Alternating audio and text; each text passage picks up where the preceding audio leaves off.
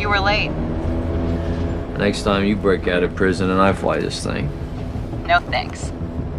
So how'd it go? How it always goes. Good for me. Bad for him.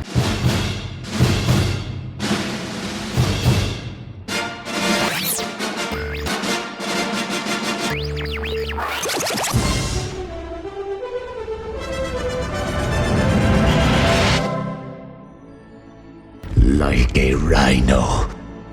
This is Film Sack.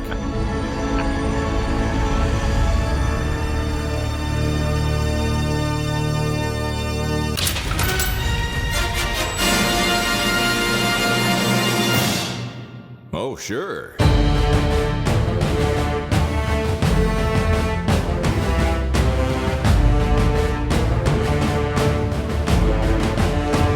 Hello and welcome to Film Sack. This is Film Sack, mining the very depths of film entertainment for all mankind, episode 696. Good Lord, we're very close to 700. That feels crazy.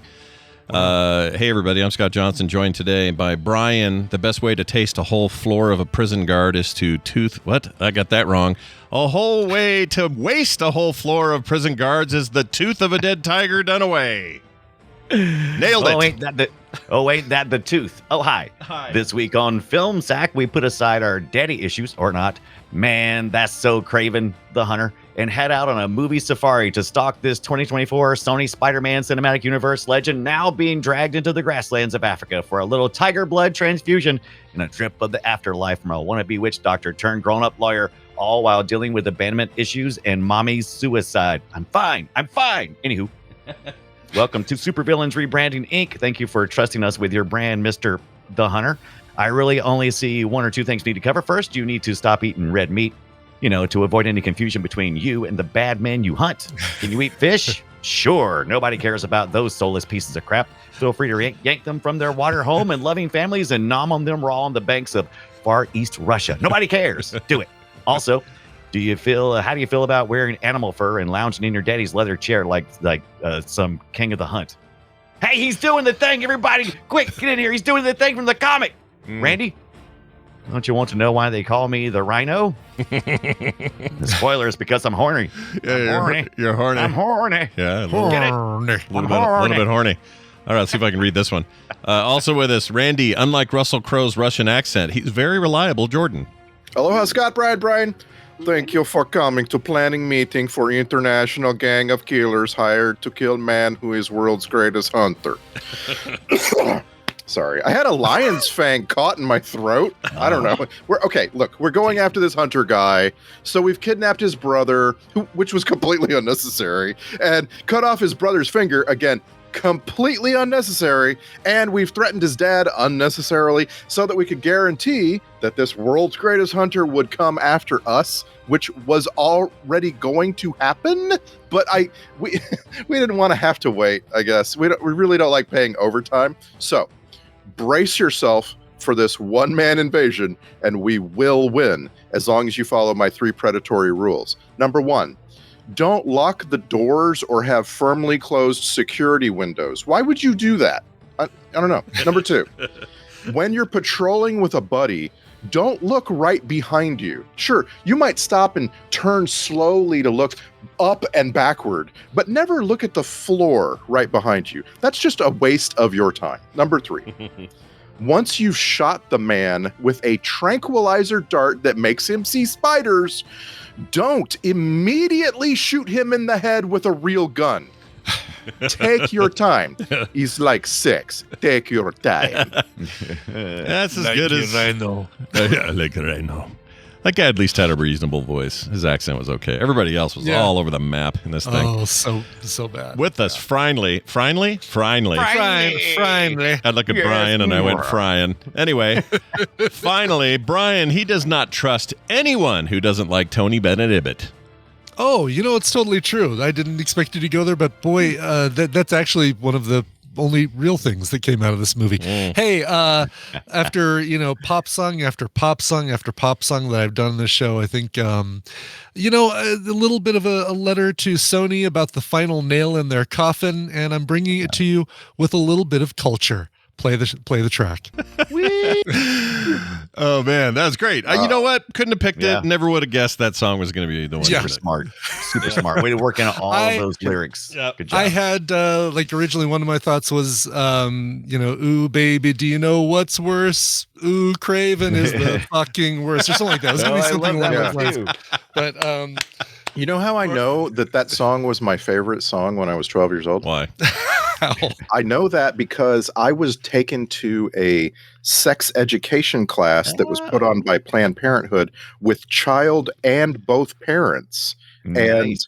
And it was hosted at my church, and it was the most uncomfortable and awkward thing I've ever experienced in my life. Yeah. And I was there with both of my parents, and they passed around this questionnaire, and the kid had to fill it out, and the parents filled it out, trying to figure out what the kid would say. And one of the questions was, "What's your favorite song?" And I wrote down "Karma Chameleon" by Culture Club. Oh, yeah. And then my parents, like That guy. every other parents in the room and every other question, my parents were baffled. They had no idea that was my favorite song. And really, I didn't either. I don't know why I wrote You just you put you on the spot. You had to name a song. That's how it goes. right, Yeah. that was the one you came up with. Yeah. Perfect. I mean, it was a big hit, so I get it. Yeah. None of us were. We didn't know. Boy George was great. Yeah. Look, as far as like, how do I put this? Pioneers who were very ambiguously, maybe even openly gay in music. Like, we didn't have a lot of that in the 80s. It was a lot of hiding it, the fact, right? So he's out there going, "Oh yeah, look at this," and he's just sort of letting it fly. I'm out there. Exactly. I'm Yeah. androgynous. I liked it. It was great. Yeah. All right. Well, we're here to talk about Kraven. If you didn't get that from the beginning there, I'm going to go ahead and play a Fake Fletcher. This one's just a delightful one. I really enjoyed this one. So thank you, Fake Fletcher, for all your AI needs. Here it is. Check it out. On this week's Film Sack, Kraven the Hunter. Kraven's complex relationship with his ruthless father, Nikolai Kravinoff, starts him down a path of vengeance with brutal consequences, motivating him to become not only the greatest hunter in the world, but also one of its most feared. He could have been a decent Wolverine. That's a decent point there at the end. I hope he always starts with. the IMDb summaries. I know it's a newish movie, but how are the IMDb summaries so bad? They're just the short ones rise to the top, and they always suck. I don't know why. The long one, there's plenty of long ones that are great. They're actually pretty well written, but they're just too long. I guess they don't want that up there. The entire the second 2/3 of this summary are terrible. It's like a waste of words. Yeah. It doesn't tell you about the movie. No, you're not wrong. But this part at the top, On this week's Film Sack. that's amazing. My favorite. I'm keeping that one. Anyway, Kraven came out just last year. Very fresh. End of last year. Very, very recent. Yeah. I think it is our most recent. If you don't count the Star Wars one we did, that we didn't have clips or anything, but we watched Star Wars 2015, and then that weekend we did it. I don't think that counts because it's not really the same. Closest to this is probably one of those Expendables or something, I think.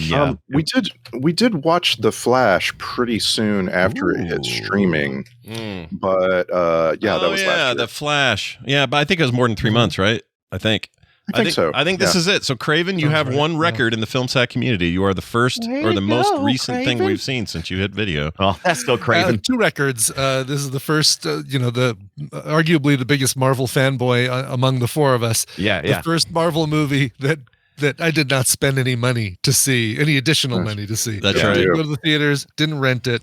And you saw Madam Web in the theaters? I don't remember. I paid to see Madam Web opening night. Well, you had, you know what? That was your show of faith. You said, "Hey, Sony, it's the ball is yours. You prove to me what you can do," and they blew it. So why would you have confidence in Kraven? Like, I don't. It's blame pretty much true. But you think that same thing would have happened after I saw Morbius or Venom 2 or?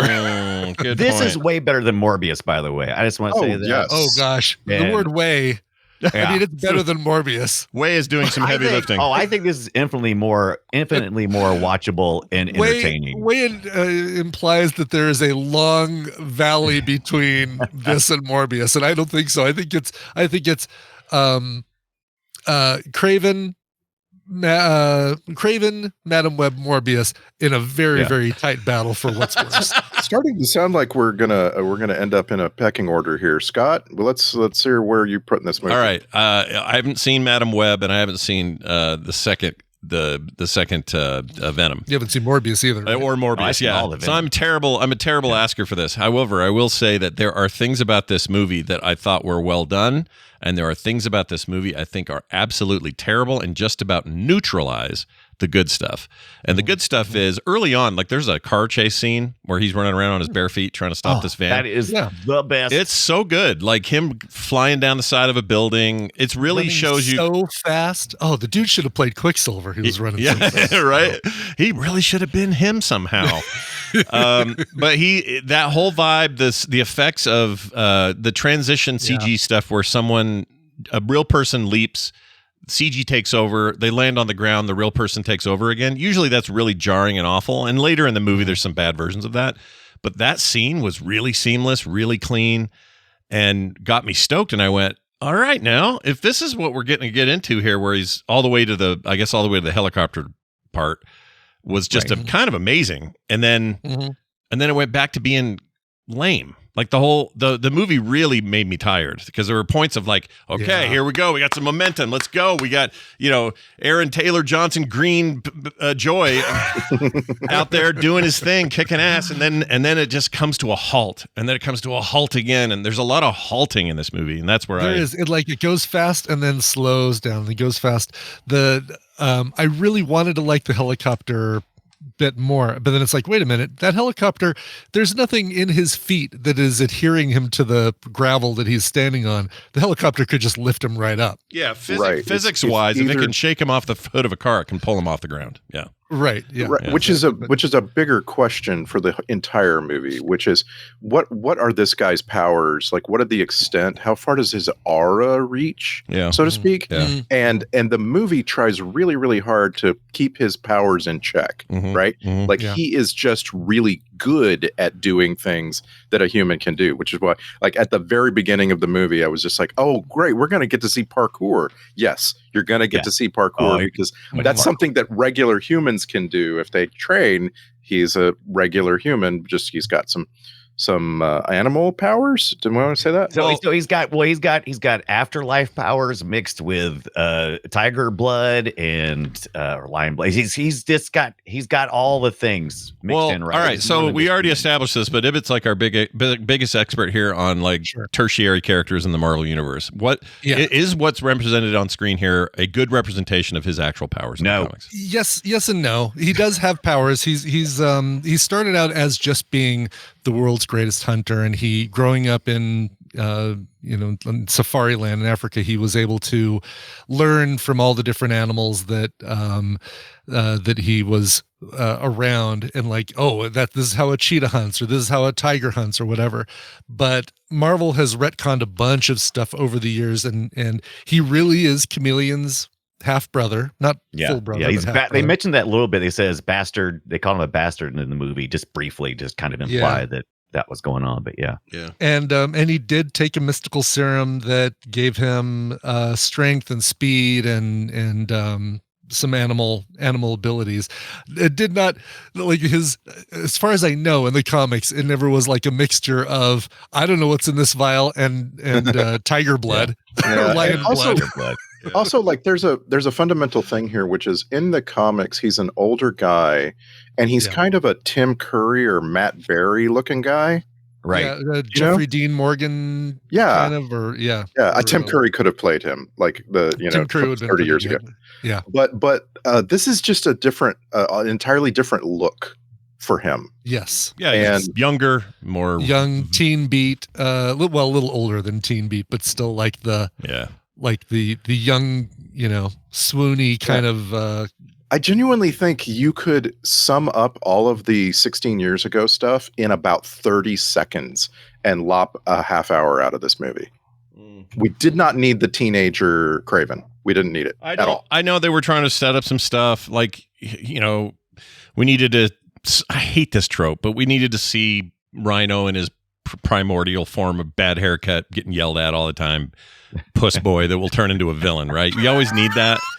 But I don't know why we need that. I hate that. It's just like we don't need it. No, just but introduce it's him. yeah. You know, No, now they especially the Sony stuff really feels like they need to go deep into origin stories, and they did it with Madam Web for a lot. They did it with Morbius. I mean, these were obviously origin movies, but even for origin movies, get us to the character. You know, they did it right with the Sony or the first Tom Holland Spider-Man.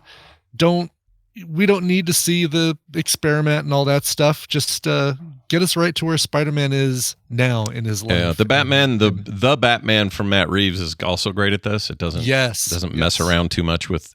There's nods to origin, but it's not. You know, we're not being retold that story a million times. Batman's the worst at that. I freaking hate it when they do it.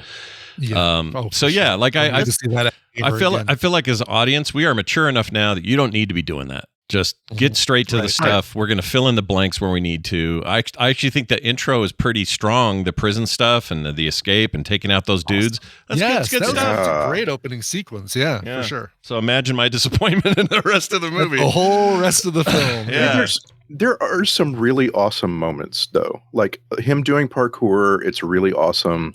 Like he goes to his family restaurant. I don't know what that's all about, but he goes to his family restaurant, and on the way in, he smells another woman's perfume on this guy. Yeah, and it's like right, because he got animalistic scent.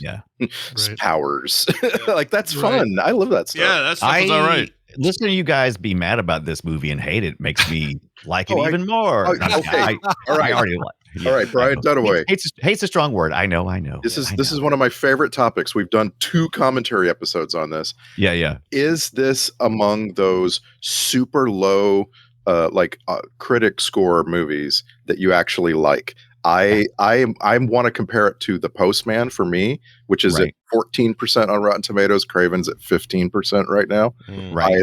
I love this movie despite this hatred from critics. Is that how you feel? Yeah. I like the characters, and I'm typically I'm the same way about I don't need to see Spider-Man's origin story again, but I've never seen Kraven's origin story on film, so it didn't really bother me. I enjoyed the little backstory. It didn't. I like the exploration into all these really minor characters in the comics that get explored in a kind of unique way, because most of these people are already supposed to be supervillains, and so we're looking at the Chameleon and Calypso. They're all super badasses, and here they're just people trying to evolve into evilness. And Rhino's portrayal. Go ahead. The Chameleon was so freaking watered down. Lounge, absolutely. Lounge act. I actually like so we're getting was it the White Lotus, Fred Heschinger or wherever his name is. I actually, his performance was. Oh, he's good as the brother. Cool. No, he's wrong. It's not that. It's just that the Chameleon stuff early on is just hints of, he's good at impersonating his dad's voice, and he's good at. Listen to this. He can sound so much like Harry Styles that when I Shazam the song, it thinks it's Harry Styles. Right. And when you check, it turns out they licensed the song from Harry Styles. It's like they just had great. I'm going to go to so really these people are like, what an incredible show. No, really, I mean, you could just have a guy up there mouthing the words to Harry Styles. The same exact show. That was fine by me. I mean, I really didn't even think much about it. I was like, it's fine. It's fine. That bothered me. The Tony Bennett bit bugged me because the other stuff you could see an impression from somebody like that, but the Tony Bennett one was just Tony Bennett, and it didn't work for me. I was just like, okay. But it worked for me because Russell Crowe got to then go off and have his Tony Bennett conversation, which I thought was that stuff's fine. Yeah, that builds his character up. But did he ever? You're looking at a character like that, like Chameleon, and he can sound like anybody else. So I'm thinking, great, there's going to be some moment in this film where he's either going to thwart what the bad guys are doing, what Rhino's doing, or the Foreigner is doing by impersonating somebody else on his team to lead him into a trap or something like that. And they never, the extent of it was, just that he at the end says, You should see the look on your face right now. He's shorter than him. I love that was so weird. It was so really weird looking down on Aaron Taylor Johnson playing that part. That was the Deadpool Wolverine, little short squat Wolverine version. That was hilarious. I assume in the movies he can be as big or small as he wants, right? Or in the comics. Yeah, well, I mean, he's supposed to. In the comics, I thought it was, initially, again, in the comics, it was all makeup and masks, plastic masks, but they've also retconned Chameleon to have a serum, a magical serum. He went to the same doctor that Rhino went to, so they're kind of like trying to patch in all these points. And then later on, the comic doesn't the Chameleon like have other kind of sources and stuff of powers? So I mean, it's not unique to this film. No, he has like the Pym particle clothing that can change to whoever he's impersonating. He had some upgrades. Yeah. But I don't know about the changing height, but I guess you'd kind of have to, otherwise it becomes a very limited power to be able to say, I can only impersonate people the same height as me. Right. Excuse me for a moment while I put on some lifts. I'll be right back. Right. Exactly. This is a weird way. Go ahead. I gotta say, I really regret that this movie didn't come out in like 2017. Yes. And I realized there were way too many movies in that time frame already. There were 9 movies between Captain America Civil War and Avengers Endgame. And I want to put this one around Thor Ragnarok so that he can be in Black Panther. And it's a shame. Like we're so far past it all. And, like we can't ever have a Black Panther movie again. So there's just too bad. Well, because this we don't know if we should, but we could have another Black Panther. Well, and Kraven bounces in between Black Panther stories and stuff in the comics too, so it would. Well, yeah, he's like an OG Avengers guy. Yeah. He's like hanging out with Nick Fury a long time ago, a long time before the new Avengers. Yeah, the MCU would have to really roll him in. Like this, the other point we have to keep in mind here is this is purely the Spider-Verse universe. Yes, or not Spider-Verse, Sony Spider-Verse. Yeah, the Sony Spider. Yeah. What do they call it? Sony Spider. Is it called Sony Spider-Verse or something like that? It's SSM. SPEW. Spew. There you go. But because of that, none of the twain usually don't meet. But then the crossover of Spider-Man kind of implies it's all crossed over anyway. And then we've talked about this before a bit, where a lot of this multiverse stuff's going to collapse, and we'll end up with whatever we end up with, and it can be whole different. Yeah, that is how they connect this. Is that this is still part of the greater MCU only because we can now jump between universes. For now, right? Exactly, right. Like Scott was saying. But for now, like we can get the Fox Professor X, and we can get the which one? The ABC TV series Black Bolt and things like that. That's true. Yeah. I'm actually down with that. But whatever. Yeah, but they will fold everything. Presumably, with Secret Wars is going to be the dissolution of the Marvel multiverse as we know it. Yeah, and since and now they own everything, so they don't have to dink around anymore. Right. Well, they still don't have.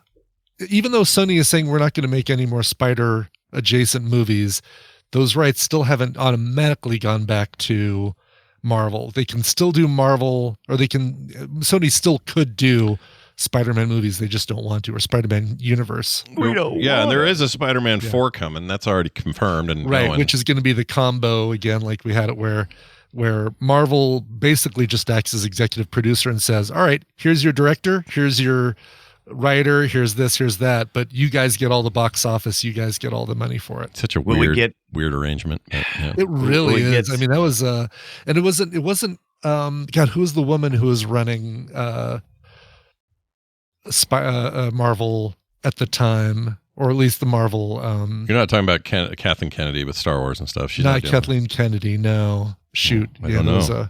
Let me see if I can find it. It was there was a woman that was working for Marvel that arranged this weird deal that no. I got a deal for you. Yeah, right, she get hypnotized by the foreigner, man. Yeah, the foreigner. 1, 2. Amy Pascal. There we go. Oh, Amy I'm Pascal. sorry, Yeah, Amy Pascal was Sony, not Marvel, but she was the one who said, "All right, we'll make an agreement with Marvel that they can be executive producer on our Spider-Man movies, but we pay for it, but we also make the profits from it." It makes sense to me that that's a way they figured out that they made Spider-Man. I mean, Spider-Man was going to die if they didn't do this. Like they had to do this. The crossover needed to happen. Yeah, Marvel was in dire straits back then too. So. Yeah, but I mean, in a modern sense, Sony's not those Spider-Man movies up till the Garfield ones. We were in a hole. Like it was not going great. Yeah. And then he hates Mondays. And then along comes your new ones, and the whole thing changes. Well, why? Well, I think it's their decision to do this, to cross the stuff over. Marvel's involvement and Marvel's saying, let's treat the characters. The best thing we can do for our fans is to treat the characters with respect and also treat our fans with respect. And Sony said, yeah, that's funny. We'll do that for that Spider-Man movie, but we're going to forget all that for Venom and Morbius and Madam Web. Yeah, and they forget that people do know what those characters are. It's not like he's, Kraven, who's mostly a villain, right?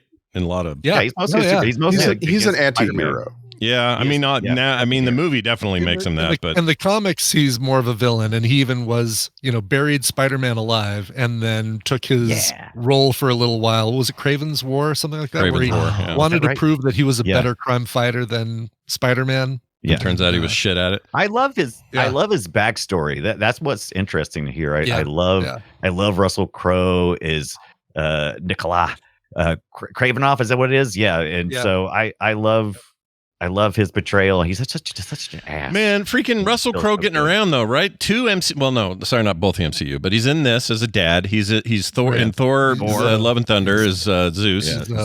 Zeus. And then you got him as Jor-El in the freaking Superman Snyderverse movies. It's like he's all over the comic books without even trying. It's just like, hey, what are you doing? Oh, I'm just sitting here doing nothing. Come over here and just be these three things. It's like nothing for him to do this. Right. Is it just me, by the way, or does Russell Crowe seem like the kind of guy who doesn't wash his hands after he goes to the bathroom?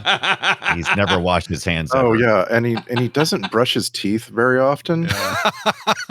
What do you want from me? It might be. There's something about him. Like, just Randy, do you have numbers on how often we've seen him now? It's got to be a good handful. Yeah, I do. This is our 5th Russell Crowe movie. Oh, nice. On Film Sack. The one with Denzel with the reverse cheeseburger. I remember that one. I'll just give you the others. Yeah. Let's go in order of their release. We saw him in Virtuosity. We saw him in The Quick and the Dead, and then Proof of Life, and then Robin Hood from last year. There you go. And then this one. Yeah. Welcome to the Fiber Club or whatever it is we're at. Yeah. Before we completely leave the bigger universe talk, I just think it's so interesting that 20 years ago, some executives about making movies were like, so we're going to make a huge string of movies. And if we're lucky, we're going to also get to make TV series and all of these other movies. We need to focus on what's the most bankable characters and really keep the focus on those, because if we make any mistakes along the way, the whole thing falls over. DC has learned that the hard way. And so they basically drew a circle around all the most bankable characters. And then there's this massive list of other characters that are set up to fail. Everything they ever do, they're set up to fail. Kraven's right in the middle of that list with all the Defenders and everybody else that didn't get into the big MCU movies. And it's like the audience knows that. Right? Like you just come into a movie like this going, Kraven, never heard of him. Aaron Taylor Johnson, I never heard of him. And I really mean that. Like a lot of people have no idea who this is. They have no idea he was in a movie. He was Quicksilver. Who's Quicksilver? They don't know. They have no idea. And it's like set up to fail, and it's such a sad story. Yeah. It is. I mean, I think your passing Marvel fan knows about Kraven, but has zero idea about Calypso or The Foreigner or even Chameleon. Yeah, or even what the hell Rhino's ultimately supposed to be made out of or does. I actually, okay, so we've explored Rhino a couple of times in a couple of different Spider-Man movies and just in the cinematic universe in general. And Alessandro Nivola, wherever his name is, who plays... Born in Boston, by the way. He's oh my God. Perfect accent. Timu Christian Bale. Yeah. Oh, to me, he was eating up everything. I love. Yeah, I did enjoy him, but yes, yeah. I think he's great, and that guy's got a real career. He's in serious shit, like up and down the thing. So, by the way, Aaron Taylor Johnson, my own name, Johnson, is in all sorts of really big deal things. You know, like he's been in Nolan movies and been in like big important stuff. He's great. I just think Godzilla. that. And he's bad at, he has a terrible fake accent. He does not do American very well. It's real bad. I can't believe the recent performances by Fred Heschinger. Like, he is in so many top tier movies, and he's a completely different person in every one of them. Like, just a few months ago, we saw him in Thelma as the layabout grandson. Oh, really? Oh, wow. And like, what here he's... I don't know what he is here. I can't. It's hard to explain his character in this movie, but like, he was in Nickel Boys. Like, that's amazing. Who are we talking about? 2? Which guy? Yeah. Oh, Fred Heschinger, the brother. Dimitri. Chameleon. Yeah. So he's busy. Alexandro Nivola is very busy doing great stuff. Christopher Abbott's in all sorts of shit. The guy that played the Foreigner. Like, these guys aren't just sitting around. They're like big actors, and the only one that I really I struggled with was the Calypso. What's her name? The girl. Oh, yeah, Calypso. I was disappointed that we didn't get more because she's a badass when she does she reveals at the end. Her acting was bad though, dude. They didn't give her nothing. Wait, young Calypso or young Ariana DeBose? Yeah. Ariana DeBose is the young one, right? She's the. They didn't. No. She's That's the old, adult. The young one is the one who dumps the goo into Kraven's mouth. Oh, when you guys say old, I keep thinking of the grandma. Sorry, the one that is an adult. Calypso. The lawyer. The lawyer lady. The lawyer. She's a bad actress. I'm just putting it out there right now. She's not a bad actress. She's terrible in this. I'm not saying she's a bad actress in other movies or other things. She's probably great in lots of things. Terrible in this movie. She's bad. I don't think they gave her anything. I mean, she just had. Oh, I'm not blaming her necessarily. It could be the writing, could be a million things, but all her stuff landed so flat for me. Real bad. It is a trope. The trope of Deus ex machina, man. Yeah, she's just waiting on the side of the clearing with her crossbow aim, just waiting for the right moment. But it was so good. It was so satisfying because they, as much as I hated the Foreigner in this, I guess you're supposed to, but I don't think I was hating him for the right reasons. I was definitely glad to see him go. I was definitely glad when he took the arrow to the eye. So that was a pretty great little shot. Yeah. That's what I'm saying. This thing is full of these moments of like, oh my gosh, that was great. And then they slow it all down and try to act, and it's bad. And again, try to act. I don't think any of these actors are bad. I think it's the writing and what they're given. So this isn't a smack on her, the person. This is a smack on this character. Because I think she's the only one. She's the only one in this film with an Academy Award, I think. Yeah. Oh no. Crow has one for Gladiator. Oh, that's a good point. Yeah. And also, she almost fits the trope of the only woman in the world. This movie is stacked with men hunting men, doing men things, and driving cars. But I just love that Kraven the Hunter gets into a car chase where he's not in a car. I just think that's amazing. Incredible scene. I love that scene. So good. It was a great scene. Yeah. And it's too bad the rest of the movie couldn't match it. Like, I don't know who you give credit to that. I guess your stunt credit or your stunt actors, your effects people, all that. They get the money for that, or they get not the money. They get the credit for it. They probably don't get near the money. Right. They should get. Actually, this movie nobody got really paid with this one. It made less money than what did I read?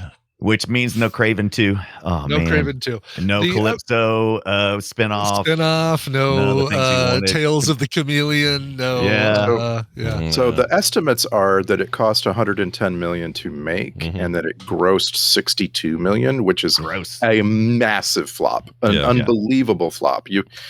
If you make up your budget, you're a flop, right? You have to make a lot more than your budget. Yeah. This is just I just don't understand. Oh, here it is. really thought that all you have to do is make a superhero movie and throw in a little tiny bits of fan service, like, look, there's Chameleon's face for a split second. Here's reference to this, reference to that, and it's an ATM. Nope, not so much. Not as much. Venom in 2018 grossed more than this in its opening weekend than this movie did in its entire theatrical run. Yeah, that's not good. It's also the 12th R-rated Marvel movie, by the way. Can you guys name the others? Thought this would be a little bit fun. Probably all Venom. Actually, I think all three Wolverine Venoms have to be. I think the Venoms are all. No, the Venoms are PG-13. None of them are. Really? So, Really? Yeah. Okay, so give me the Deadpool movies, the Blade movies, Punisher, and Logan. That's about all I've got. Good job. The others would be. Let's see. Do you say Punisher Warzone? I don't know if you did or not. Did you? Yes. Okay. Punisher, Blade, Deadpool, and Logan. Okay, Those so both Punisher movies are the two that we think of, 2008, 2004. Those are both our Blade, all the Blades. Man Thing, that I don't think. I forgot about Man I don't Thing. think that saw light of day, though, did it? Or what happened to that? No, it did, didn't it? It got released only on streaming, did not go theaters. We ought to watch that. Just saying. Yeah, we really should. I think I watched it. I can't remember it. Are there? I'm forgetting. I'm forgetting, but like, haven't we sacked some of the like? Constantine is a Marvel movie, right? Constantine's DC. We sacked Swamp Thing, which you might be thinking is Man Thing. Well, technically they're both Vertigo, but those are DC sublabels. So Sin City is too. Yeah, Sin City is independent. I think that was. We did do Blade, at least one of the Blades. Did we just do the sequel? We did two. We did two Blades. I think Blade 1 and Blade 3. I think we haven't. Oh no, we did 2. We did 2, yeah. We haven't done all 3 Blades. Did we see Ryan Reynolds? That's all we got to ask ourselves. You know what? I don't think we did. I think we skipped 3. All right. I think so, yeah. Yeah. But it's just the Blades, the Punishers, and the Deadpools are your big franchises. And then Logan kind of fits in that. Right. But yeah, and then this one, those are all your bloody ones. It's too bad. Venoms are pretty Venoms are kind of intense, but they're not that bloody in the end. They're just kind of, I wish we could have gotten R-rated Guardians of the Galaxy movies, because it would have just been so much funnier if they could have kind of gone there instead of always holding back. That franchise really deserves some adult humor and adult situations. I think to prove your point, Gunn did that with his redo of Suicide Squad, which was obviously not Marvel, but the same kind of vibe, and the chains were off. He didn't feel constrained. Like, I think the worst thing they did in the Guardians movie is what had Star-Lord flip off the camera. So as bad as it got. Yeah. So yeah, I agree. Gunn does better when he's loose. Although, Superman's different. Obviously, we're going to see how that goes. So speaking of, Scott, this movie had some gore and gross things. Anything gross you out here, or was it all kind of like you were separate from the gore? My gross me out stuff never happened. There were a couple of moments, like there was a guy laying there in an aftermath shot that we didn't actually get to see him die, but he had a bear trap on his face. Oh, we saw him die. Did we see him die? I couldn't remember if we saw him. We saw that bear trap go straight to the head, and there were like pop like a 10 candle. frames. It was very brief. Yeah, I missed it. I missed that somehow. I must have blinked. But the that was kind of gnarly, but I also knowing it's an effect, it doesn't really count. I have no box for gross. Nothing really grossed me out. Okay, but because this movie is one of the few that seeks to gross you out with a specific depiction, and it's kind of just mind blowing to me that it saves it for the very end, which is the hallucination with all the spiders. Oh, that was gnarly. Yeah, if I was Spider, like my wife wouldn't make it through that. She can't do that. Yeah, that would have been the worst thing ever. She would have walked out of the theater. It's more like a pretty well done effect, and I guess it's like them saying, "Hey, Spider-Man." Spider-Man. Oh shit! I didn't even think of that. That's funny. Yeah. Well, also it could lead you to believe that Kraven has already developed a contrast with Spider-Man. They've encountered each other. Kraven actually has some fear there. Oh, right? I see. Yeah, that's true. That's possible. I mean, look, there are moments of there was a moment where I yelled out loud, and I never do that with movies, where it didn't scare me, but it was like I went "Oh!" like that. And it was when he's chasing down that helicopter, leaps into the sound there, throws that spear, and takes that gunner guy out the other side of the thing. Oh, the other side, yeah. That was freaking awesome, dude. And I There's a lot yelled. of spearing in this movie. Oh yeah, Well, Yeah. He ends up that is typically Kraven's weapon, is the spear. he Yeah. disables That's so great. Rhino by spearing him through his portal on his chest. His Achilles hole. Yeah. I love it. And it's like, man, I was like, at that point, I was like, ooh, that's like the fourth time he's speared somebody. It's kind of his thing. Right in his Achilles hole.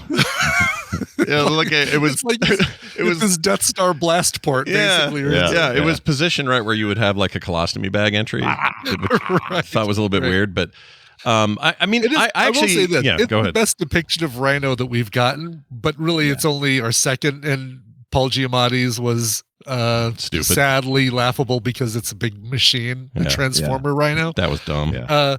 And I kind of like the idea. I mean, the original Rhino, dude in a big suit. Just a strong dude who put on a big gray suit with horns on it. Yeah. So in a way, the Giamatti one is like pure to the origin, but this one I kind of liked. I liked it until it was full CG. Then it lost me. It just was not very. It just wasn't very convincing. It just didn't look very good. But I do like the idea that this guy is a rhino and he takes the serum to be human, as opposed, kind of the his backpack of rhino stopping It's juice. all his feed bag. my feed. They call it my feed bag. almost good one-liners in this movie. That's like one of 10 almost great one-liners. Yeah. There's a few of him. There's a few. Obviously, I don't remember any of them, so they weren't great. But there were so many moments between Aaron Taylor Johnson and Russell Crowe, for instance, that could have been a little bit better written. Yeah, I agree. There, you mentioned earlier the one about he smells the other woman's perfume on the guy with his date, and he goes, "I love your perfume." She goes, "I'm not wearing any." And he goes, sniffs again, and says, "Oh, you know what? She's gonna find out eventually." And then she smacks him. That was all very well done, very funny. Yeah. Fit the character, fit the scene. Actually made me laugh. And that's the weird thing about the movie. It's like looking at it's like looking at deep ocean. And every once in a while, a fish will pop its head out of the water, and you'll go, "Yeah, fish!" Yeah, and then Kraven eats it. And then the rest of the rest of the movie, it's just water. It just they never reach the heights that they occasionally poke toward, and then they just don't get there. And that's my thing about underrating something. Like it's not always. This is never always the case. But this, for me, is a movie where when I see that it's at 15% on Rotten Tomatoes, I'm like, you know what? If this was at 45% and I'd never heard of it or anything, I would look at that and go, yeah, that's not bad. I get that. I get that score. Mm-hmm. But 15%, I'm like, what? Yeah, it's not that bad. Yeah, you have questions at that number. It's just I wouldn't have put this at 15. I'd put this closer to like 40, it's 30, it's 45. Fine. Yeah. If anybody asks me what do you think about Kraven the Hunter, I'm going to say it's fine. It's fine. That's a good description. Yeah. There's a couple of really cool stunts and just great chases that make it kind of stand out a little bit. Otherwise it's fine. It's nothing special. There's nothing special. Okay. Nothing to write home about. You know what? It easily could have just been a non-Marvel movie. Like this character didn't even have to be Kraven. It didn't have to be Chameleon, Calypso, Rhino. You'd have to change some things, but I mean, this could have just been, guy grows up, father in the mafia or in the Russian or the Bratva, and you just evolve the characters kind of that way with that sentiment, and don't bring any superhero or don't bring any Marvel superhero-ness to him. Make him give him the agility of animals and the ability to do stuff like that. Could have been a thing on its own, and probably a little bit better. You are dead correct, and the only connection it actually has to Marvel is the dumb logo at the beginning of the movie. The rest of it doesn't. You don't even have to say it, really. Like their names, obviously, you'd have to change. Don't put the horn on Rhino. Now he's just Cement Boy or whatever you want to call him. Exactly. He's just thick skin man, tough skin man. But then how would you have the point at the screen at the end of the movie when he does the Kraven thing? He does the pose. He's doing the comic thing. Puts on the jacket and then goes in the pose from that comic cover. Then people would just go, "Oh, that reminds me of Kraven in the comics," and we'd all move on with our lives. Like we just wouldn't care. What about? By the way, the fact that there's no stinger in this is like if there was ever a sign that Sony is like, "We think we're done." Yeah. We preemptively not have a stinger. Ooh. Maybe the sit on his throne of Lion Mane was intended to go at the end of the credits, and they yoinked it back so that you didn't have to wait for it. Oh, right. You know what? That's a really good point. That's a really good point. And they also Yeah. really pushed that shot in posters and stuff too. That thing's all over the place. Yeah. So they were just like, yeah, go all in. We're done with this series. And here's the thing. I'm ready to watch Aaron Taylor Johnson. You know what? In the new race for who's next to be Bond, I know he's in the running. For a lot of people, he's a favorite. I'd be fine with it. Let him have his natural English I always accent. like him. He's great. He's great. I I don't like have a him. single He beef with that dude, except he doesn't hold his American accent very well. But that's, Boy, he can wear a furry bomber jacket. Dude, he is badass. He can wear a man. nothing. He can wear a shirtless He- very well. he'd be a great Wolverine if he could hold the accent. I just don't know if he can, but he'd be a good Wolverine. This movie just kept screaming Wolverine to me. Well, wait, what accent? I guess just the American or the Well, Canadian Yeah, the American accent. He can't hold it. Well, His he's English not- accent well, just he's- running it here He's over. supposed to be somewhere in between, right? Yeah, but Right. what I'm Yeah. saying is he's sounding American. He's trying to, but his English, I'm saying His British English accent comes is coming too through. much. Oh, okay. Yeah. I have examples. We'll play them, and you guys will go, "Oh yeah, Right. right." Well, before we do that, of course, we got to talk about his cellmate Mofo. Oh, I love that guy. That guy. He's from the Victor Frankenstein. Did you guys see the Victor Frankenstein? He's the monster in that. Oh no, I Yeah. never saw that. Okay, Yeah, Perfect. Was that 2015? was that was going to be part of the Dark Universe, right? I think so. Is that right? That I seems don't right. know who was I supposed could to be the wrong. monster. I mean, I know we had. He's the monster. Yeah. I know we had in the- Crow. Well, I mean, I don't know in the cinematic universe If that he was was it. right, if that was going to be part of the Universal Monsters Dark Universe. Yeah, that whole thing. Russell Crowe was Doctor. What was he? He was going to be Doctor He was Dr. Jekyll. Jekyll. That's right. Yeah, Oh, yeah. that's right. And he was briefly in The Mummy as the future Dr. Jekyll, or I Right, guess future right. Mr. Hyde. I Yeah, guess. yeah. Oh, Oh, the Mummy. by the way, I did misspeak. I said that Sony's done. Sony's almost done. Thank goodness we do still have another Spider-Verse, Beyond the Spider-Verse movie coming. Yes. Yeah. For sure. And we have a Spider-Man noir Oh yeah, the TV television show. series coming to Amazon with Nicolas Cage. Yeah, and he's from Oh. the. I mean, he's the voice of the one in the He's movie. the voice, but this is going to be live action and not animated. Oh shit! yeah. Nice. Okay, now I understand the frustration there. The worry. Yeah, the hesitation in your Yeah. voice.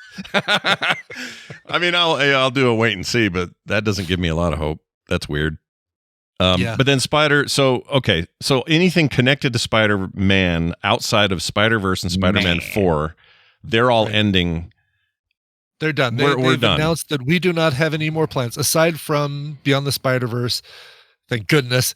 And this Spider-Noir thing, Sony has announced we do not have plans for any more Spider-Man-less Spider-Man movies. So the Sinister Six thing dead. That's not happening.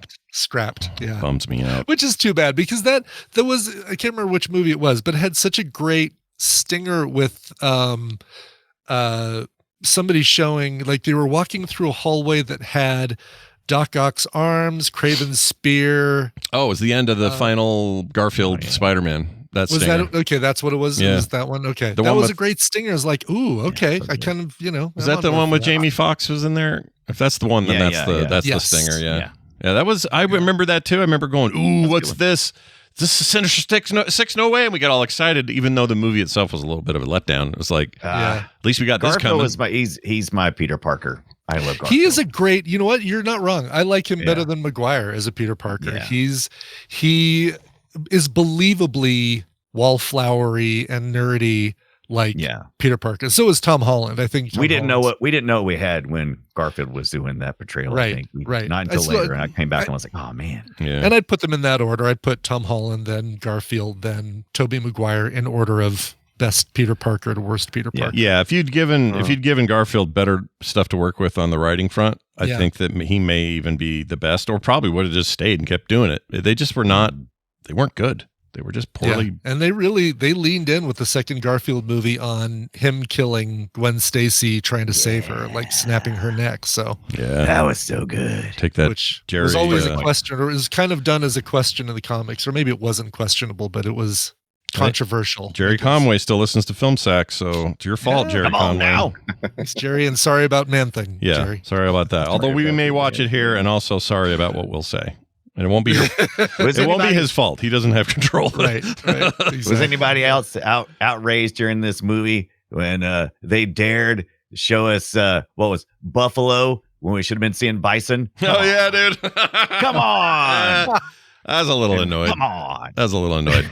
It did make me think that they left a trail of really good steak back there, you know? Yeah. Yeah, like okay, so my favorite scene in the movie is the biggest trope in the movie as far as I'm Oh, concerned. well, let's play that trope clip because it's been a bit. Trope clip. String of tropes. I'll give you the first and the last. The first is when Kraven goes to his ancestral family safari land and finds a bunch of dead water buffalo, and he's like bent over and he's like touching them and so forth. The trope of how dare you kill my people, the animals, right? Yeah. It's very common thing. On this land. Which leads to this long sequence where he takes on the poachers, does a bunch of murders, then stops some other ones from leaving the park and does a bunch of murders. But then the lead poacher is played by Michael Schaefer. He lets him escape for some reason. Kraven beats him back to London somehow. And then Michael Schaefer walks into who he thinks is his boss's office. And Kraven is in the chair, but he's turned away so he can't tell it's him. Yeah. I love the trope of the swivel chair. Yeah, swivel chair's great. I loved it. And leaving those two guys hanging there with the Right side by side, arrowed. You're standing in him. Yeah, see, again, it's so frustrating because these are great moments. They're really good. Oh. And they describe the character really well. They just Michael Schaefer is an amazing actor for this little tiny role, just like he was in Rogue One. He was Captain Coulson in Rogue One. Very good in that. And like amazing, way too good for this little role. But man, he gets shot in the face. It's just awesome. Yeah, it was great. I really enjoyed that. Anytime Kraven is both hero and way over the top violent, that to me is that's like what he's supposed to. That's what he's in the comics. That's so the whole what idea we is like wanted, right? establish Give it like a bull in a china shop kind of vibe, and that's fun. That's really fun until you stop being fun and you just talk to that girl too much. It's like, all right, freaking move on. That's okay. Go chase another car. Get your bare feet. Go John McClane. Run up and down the hill. You know, whatever you got to do. Go chase another car that has a very convenient grabby handle above the windshield. Yeah, do that more worked out of nice. that and less of the foreigner counting to 3. God, I hated that character. Boy, did they scrape the bottom of the Marvel Comics barrel for the foreigner. Yeah. Yeah, and wasn't he like in like a cameo in Spider-Man Go Home or whatever? It was like Spider-Man Go Home. Really? Yeah, which was it? Yeah, he's like the bus driver or something. Isn't that who the that was same supposed actor? to be? I mean, a foreigner was? No, really? not the same actor, but the because I think they character, like the foreigner. Yeah, because it's like a scan or something of the room, and they like you can't figure out who he is or something like that. Oh, what? There is a thing, but what is that? That's not. There we go. I can't remember. I remember at the time I was like, why do they keep showing this guy? And I looked it up at the time and I was like, oh, okay. Yeah, I never. Well, according to Wikipedia, the foreigner appears in Kraven the Hunter, but does not say anything about appearing in. Am I thinking of a different character? You might be. I thought it sounded familiar the way you described it. I thought maybe it was. Yeah. Maybe what movie did you think it was? Which home? One of those. It was one of those homes. I can't remember any of them. It's so stupid. Spider-Man home movies. Yeah. Right.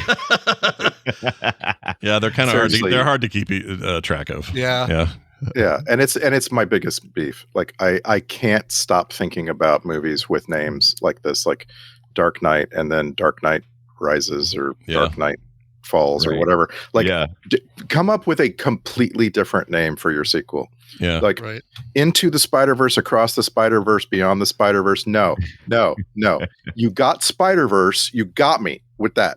Like you got the one movie that gets to be named Spider-Verse. Yeah. Name the sequel something else, please. Yeah, begging. It's really hard. There's a couple of video games series like that. I can't stand it. Can't think of them right now, but I hate it because I don't know which one I'm supposed to be playing. It's like, wait, is that the new one? Oh no, that's the old one. Okay, well, I'm playing the old one. Freaking Assassin's Creed, and then fill in a blank, and you've got the name of a game. That's true. Although I don't know, for some reason I keep those more separate. Like I know Odyssey and Origins to me are very distinct experiences, but I guess if you're more casual about them or something, I guess that would be a problem too. That's a good point. It's all Assassin's Creed something. Put in a word. I'm playing the new one, so I know it's Shadows, but Ask me in 5 years, and I might forget which one was Shadows. I was you know what I'm thinking of? yesterday, because I think it's still on sale, to pick up the Assassin's Creed Meta Quest game, because it's compatible with the Quest 2. So. Bo Schwartz raved about that. He said that was awesome. Really? Yeah. Okay. He said it was that might be enough right there to push me over. And he's usually really hesitant on stuff that's like promo tie-in, feeling more like an advertisement for some greater thing. And he said it didn't feel like that. It felt like a really well thought out, thing of its own. So cool. I probably were playing that one and the Sony one. Except you can't get that on Quest, but I wish you could. It's the one based on the Aloy character. What's the series? Oh, that's the one I always mix up the two versions. Horizon Zero Dawn and Horizon, the other one. Whatever they are. Those two games. Yeah. They have something called Beyond the Mountain or Up to the Mountain or something like that, and that's another VR experience that's supposed to be really, really good. But it's just Sony PSVR. Yeah, I think it's PSVR. Yeah. Interesting. Anyway, by the way, I figured out it was Dimitri who was in Spider-Man Far From Home. I always get because Chameleon. Foreigner and Chameleon are always like disappearing and stuff, and into the background and stuff, and so I think I was getting those confused. But yeah, does he do an impersonation of Ed Sheeran in that film? I think he was the bus driver. He looks It's a weird cameo. Yeah, wow, that is weird. That is weird. Yeah. Bus driver. I have an internal conflict bone to pick with this movie. Do it now. That is that conflict. Rhino goes and gets his right hand man, his best henchman, by pitting them against each other. They're all standing out next to a freaking oil storage unit. And his big philosophy is that he wants someone who doesn't hesitate. This is how it works. If you do not hesitate, you're going to be my guy. And so his guy shoots the other guy immediately, and that's his guy. And then he sends him to go infiltrate the Kravinoff restaurant. Yeah. And that guy, the first thing he does is hesitate. He hesitates so much that he gets himself killed. Like, is that the same guy? Because I kept getting confused with that guy, because there's so many dark-haired dudes with beards and stuff. I'm like, is that later? Hold on. Wait, there's more. There's more. Rhino then hires the foreigner, and the foreigner gets killed because he hesitates. And it's like, come on, what is it? Are they not listening to this character? Like, are they? What's the deal with people dying because they hesitate when he just said that this is how you live? So explain to me the foreigner's powers, if you can, in a small way. I don't quite get it. Is it only when he counts that he does this? The only one we really experience here is his ability to hypnotize. So he can hypnotize people, and to the individual he is attacking, he appears to be moving supernaturally fast. Right. He pauses their brain. He makes their brain pause, and so they're stuck, almost like they're stuck in time. Okay, because their brain isn't going forward for a little while. Okay, so he's not manipulating time, and anybody outside of whoever he's looking at is like her in the Arrow. She's okay because she's not under his spell or whatever. Okay, right, all right. Yeah, she's not looking directly into his eyes. But so he's counting just because he's a dick and he wants to count, like. Yeah. Completely different from the comic character, which I did have to look up, because I prior to this movie, I'd never even heard of the Foreigner. And even looking at one of his first appearances, I look at it and say, oh, isn't that the Punisher? Because he looks just like the Punisher. Yeah. He's another baddie of the week. He is good at martial arts. Yep. Mercenary assassin. Really good at martial arts, and looks like Frank Castle. Was married to Silver Sable for a little while, which is the only. I didn't know that. Really, the only thing that's kind of interesting about. I like Silver Sable. Yeah. But they can't do all that shit because it's all. Everyone owns all the different shit. Yeah, it's all all these crossovers make things complicated for them. Which I know that's what Sony was trying to do, is say there's plenty around Spider-Man that sets it apart from the rest of the Marvel universe. Of all the characters they could have bought license to, that Spider-Man had the biggest rogues gallery in Marvel. Rogues gallery, yes, to mess with. But unfortunately, it just his original thing, like, he's called the Foreigner, and his original thing is like almost like a Rocky IV kind of thing. Like, he is a super athlete, and like he comes around in the 80s when people were very impressed. Like you'd watch the Olympics and the Russians would have some superior weightlifter or whatever. Mm-hmm. It's like the original Foreigner is that. He's this, physically, he is the most best at everything you can do physically. Yeah. Now he's just sort of like, see you guys later. I killed you. Bye. 1, 2, 3. See ya. See ya. Bye. Bye. I could eat your cereal. Yeah. I could do all kinds of shit while you're here. That's what I'd use that power for, dude. I would go. Yeah. What do I need? A Ferrari? All right. Everybody hold still. Right. 1, 2, 3. Where'd the Ferrari go? I'm not going to kill anybody. It's about your Ferrari. All right. Well, any other big thoughts? Oh, I did have a note here that said they did this on purpose. In the more human-looking form, Rhino wears glasses because in nature, rhinos have a terrible, terrible eyesight. I don't know if that's true. Okay. That might be No, true. I don't know about that. It might be true. I don't know. I have no idea. It's Maybe. also the very first. We mentioned all the Marvel R-rated related films, but it's Sony's first R rating for a Marvel film. So that's interesting. Okay. That's interesting. And you almost got Cody Smith McPhee as the chameleon part, but he had Dimitri. Interesting. Yeah. Oh, interesting. He had something else going on. I will say this: He was the busy casting. playing Nightcrawler in a far better movie. Yeah. Well, no, I guess it wouldn't be far better. It would have been X-Men Apocalypse or something. Yeah, he was a high point, but the rest of it, not great. Yeah. What I was going to say, the casting department deserves a little credit here, though, because I thought the young versions of the two brothers were pretty dead on. Oh, yeah.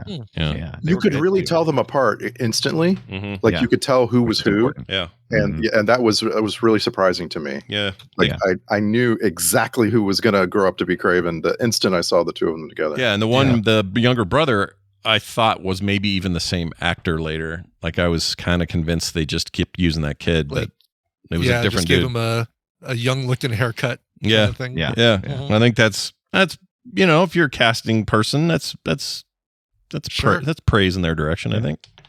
Also, I was really impressed Hey. with how well he did his dad's voice at first, and then my brain went, they're faking this. He's the Oh, yeah. chameleon. Dummy. Right. I wish they had just said a little something, because for someone like my wife who's doesn't know any of these characters or anything that's going on really, when suddenly he has superpowers at the end, Dimitri doesn't make sense. Mm-mm. And it's not like there's not a big aha moment where you're like, oh, he's been impersonating people all along, because it's just no one says it. Mhm. No one, like, if only Sergei says to Dimitri, your powers are really growing. That's kind of impressive. It's never, that's never Oh, then explicitly said. You're Yeah. right. Yeah, I agree. You know how you make a supervillain? How? You cut off his finger when he's a piano player. right. Yeah. I've I thought decided they were going to cut off his nose when they showed the box. I'm like, oh, it's going to Yeah, be Chameleon's nose because he kind of doesn't have one He with doesn't have that a nose. face thing he does. why Yeah. didn't they? By the way, why didn't they show a shot of Dimitri with all 10 fingers so that you could know that Yeah. what was sent to Dad was a fake? Right. Ugh. Yeah, Ugh. I've seen mob movies that have done that stuff better. You know, Right. Right. This was not as good. Hey, Yeah. I want to just want to console all of our card collectors out there for seeing this card that was in Craven's pocket for 16 years. The Never tarot in a- card. All right. Yeah, never protective sealed. He kept it pretty mint. Yeah. No way does that card look that good after 16 mint years. and plastic of Craven running sweat. around and sure. Yeah. Yeah, living in the wilderness, never getting showers, as best I can tell. Like that guy, Right. he was gross. Dunking himself in rivers to eat fish. Yeah. That Yeah. card got soaked. I didn't even think about it, but you're totally right. I don't remember Craven being is it a pescatarian? I don't remember that. Was that a thing in your the joke comics? your joke at the beginning was right spot on. Yeah. He what was is that? he is very wishy-washy about his animal rights. Oh, yeah. That's just how he As long as is. you animal red meat, good. Yeah. Fishy flesh, yummy. Yeah.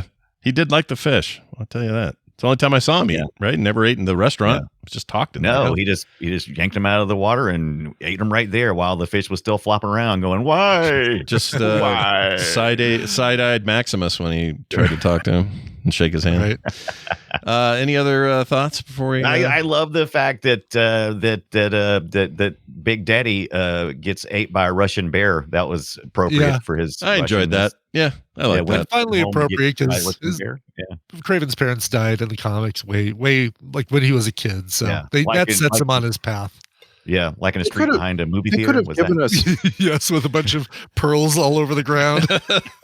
They could have given us 10 seconds of Kraven himself making friends with a bear in Russia. Yeah, Because wrestling him a little bit. He makes plenty of friends in Africa. Mhm. Like Yeah. he's got a leopard buddy that gets plenty of screen Oh, time. that was badass. That fight, the wrestle with the Rolling again, around. Yeah. those amazing, sparkles. really good animal Russia. CG for the most part. I thought the bear looked a little bit weird, looked a little late in the game, but I thought the tiger and the lion looked great, and the I know nothing about Far East Russia, but I do know all those animals that kept showing up. I was like, where are these? Is this native to them? I had to look it up. I was like, are these bison? What are these supposed to be? Oh, I love that you looked Buffalo? it up. That's great. Yeah. I think you should look it up. I was curious. Yeah. Yeah. I also I was curious as well because there are parts of that where I just went, wait a minute, I think those are like North American, Yeah. but I could be What is- wrong. What is that? Yeah. And why were they always stampeding? What was their problem? What was the Well, they they're- ever just Just- mosey Just around? always They in a just hurry to roam? get someplace. Yeah, like they don't roam at all. It just all right.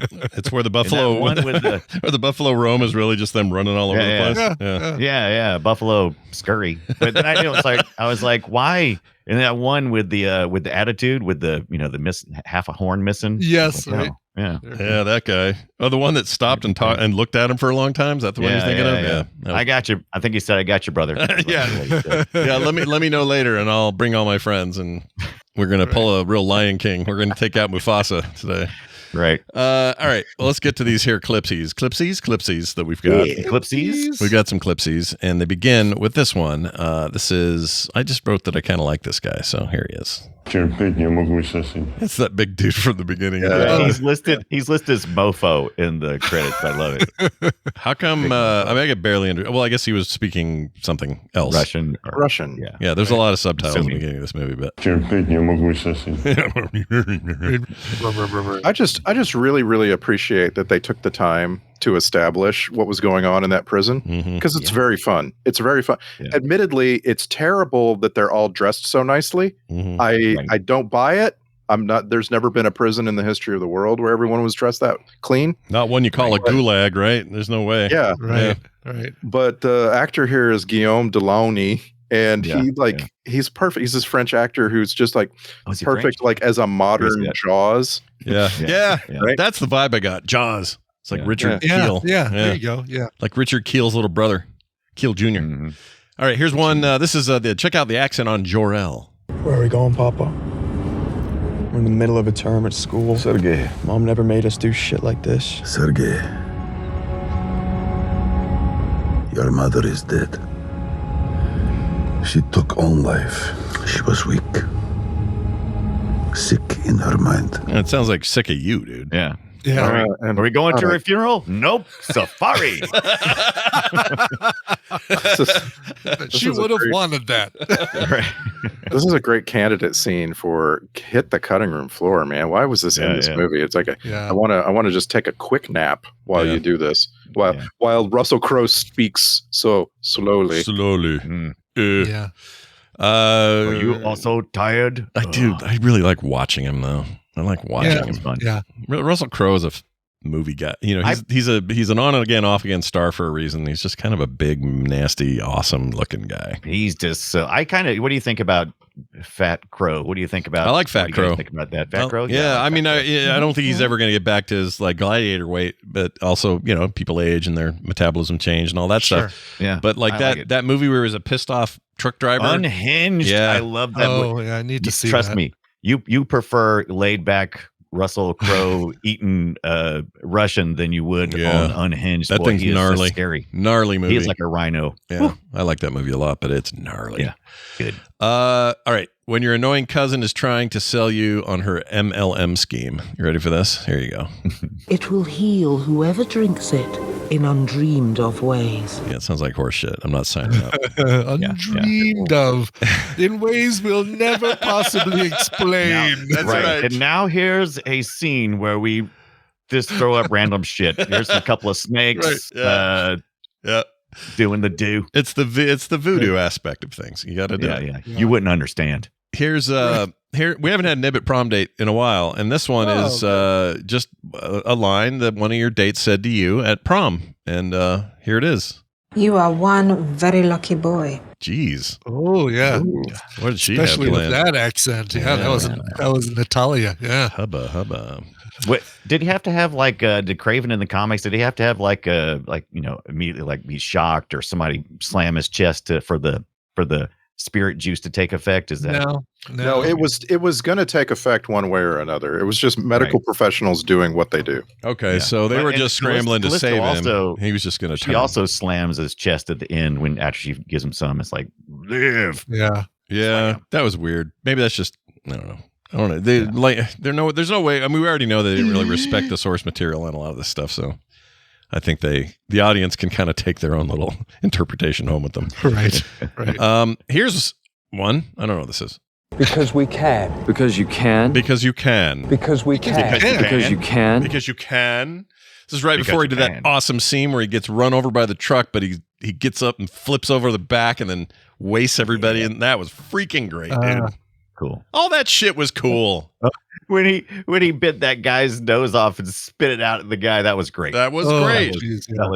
That is legend. It was animalistic, which is exactly what you want from this character. Exactly. He needs to fight like an animal. Yeah, they got that stuff right. Did they comic wise, Brian? Did they ever Wolverine and him ever scrap? Was there ever kind of a? Oh, I'm sure at some point they had to have. Yeah, but I don't have any issues where they do. But I think when I was doing my dive into the Foreigner, I actually think he train Sabretooth in the comics for Kraven. I don't know. The Foreigner trained Sabretooth?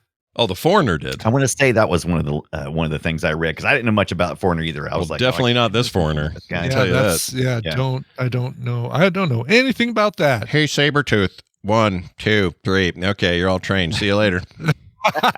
I watched X-Men 1.5 this past week, so I've been thinking a lot about all that stuff. I'll bet you have. Oh, really? Okay. Yeah, I like 1.5. I was just looking at some of my collection, and I've got him in a lot of like 1990 to 97 range. Foreigner, you do? Yeah, no, Kraven. Foreigner, you do? Kraven's in, he's in Spider-Man. He's in Deadpool. Oh yeah, he's all over the place. That guy. Which means he has to have fought Wolverine at some point, I would think. I would think so, because also you're putting two very animalistic characters up against each other, and he might be, in some way, Wolverine's the ultimate prey. It's like how you even kill that guy. Right. I could see that. Here's my favorite drawing of him, by the way. I don't know why this one works for me. Maybe it's the mustache, but look at that, dude. Oh, I love when he has a mustache. I was kind of disappointed. Oh, yeah, for He's sure. supposed to have the mustache, right? Is the jacket supposed to have the mustache? Is the jacket the actual head of that lion? I'm assuming that was the implication. Okay. Well, it's supposed to be the head. lion. Like in the movie, it's supposed to be. The head I don't is think it's supposed gone. to be the lion. Right, exactly. The head is removed, and then he instantly opens that, and then he's got the mane. Now, fortunately, in the movie, it's not the eyeballs of the lion aren't on either side, like aren't on his nipples. No, they don't. Eyeball nipples. Yeah, they basically have two little like a hook and loop kind of thing where the eyes would be to kind of give you the effect of the eyes. Like, okay, that's far better. Here's a sexy one. Look at him, all sexy. Yeah, look at that. Yeah. He's always sexy. They got that right. Yeah. Yes. Yeah. I say, Jeffrey Dean Morgan or you got to beef him up again though. He's too skinny now. He's all thin. Who's the guy in I guess we've already had him in Ant-Man. Bobby Cannavale. Oh, he'd be good. Yeah. Oh, I do like him a lot. Yeah. You know what? I vote that one. That's good. Cannavale. Henry Cavill could have played this. Who can wear these pants today? Oh, yes, exactly. I'm going clubbing after this. Yeah. Anyone could wear those. And he got a way overexposed, but 10 years ago, Jason Momoa could have been a great Kraven. Yeah, he could have done it. He's also gotten. I saw a thing with him yesterday. Some video. He's gotten a little hunky, a little hunky, chunky. It's fine. Just not the Momoa I'm used to. That's Steve Ditko right there. That's like early. That last one you posted is that's the Kraven I know. Yeah. Okay, I've got it. I've got who I want, and you can give me a red on air light on my ears. Oh, go ahead, Randy. Give me a red on air light if you just named it, but Joe Manganiello. No, we didn't name it, and that's great. That's a great call. Perfect pick. Yeah, I like that. Been watching him on Deal or No Deal Island, which should not be as good a show as it is. He tends to have the right facial hair just as a matter of course. Like he'd be perfect. Yeah. Oh, I found a great shot of, I know this isn't great for audio listeners, but it's a great shot of those two fighting. Look at that. Those eyeballs, those eyeballs have powers. Why is he shooting beams out of his out of his lion nipple eyes? I don't know what's going on. I didn't know that was a power. You made that up. Is that a Jack Kirby? Not this one, but the one above it, or maybe even that one. But is that Jack Kirby? Might be. Steve Ditko. Oh, Ditko. Yeah, it's totally Ditko. Oh my gosh. Yeah. How did I know? I also forgot that Kraven used to wear leopard tights. Like he really did. And some kind of like I don't know if those are ballet shoes or what are those little fancy little slipper boys? They're just they're homemade moccasins. Strappy. It's basically like the bottom half could be any contestant on RuPaul's Drag Race. It looks like he stole. It looks like he stole the bottom of Cheetah's outfit as well. Yeah, I don't want to know how that went for her. Yeah, I like this guy. This little simplified guy. He's pretty cool. Yeah. Oh, that's cool. That's probably, was that going to be for the Friendly Neighborhood Spider-Man? Oh, I don't know. Maybe. Yeah, I forgot about that. Similar style, right? Looks might be. Yeah. Although the three fingers, maybe not. I still got to watch that. Like, I will watch really that good. At some point. I will be seeing that. Here's one. Sorry, one more. This basically is Doctor Strange, but in Kraven form. There you go, Kraven Doctor Strange. Hello. Nice. I am the. That looks like from the new stuff. Yeah, it might be. I don't think it's from the new stuff. This is like it's not from the new stuff. That looks like it's from the just new. The new. Nanu. Where the hell was I? Oh, I got plenty more of these. All right, how about this one? It's the level of acting I didn't like. Here's some of that. Those were my grandmother's cards. Oh, they're your grandmother's cards. Again, I want to make onto that for like 20 years. I want to make it clear. I like her as an actress. I think she is giving a terrible canvas to put her paint on. She just can't do it here. This sounds more like more dogs than one. So there's one dog attacking, but the sound work bugged me. I just wanted to share with you guys. This sounds like 5 dogs.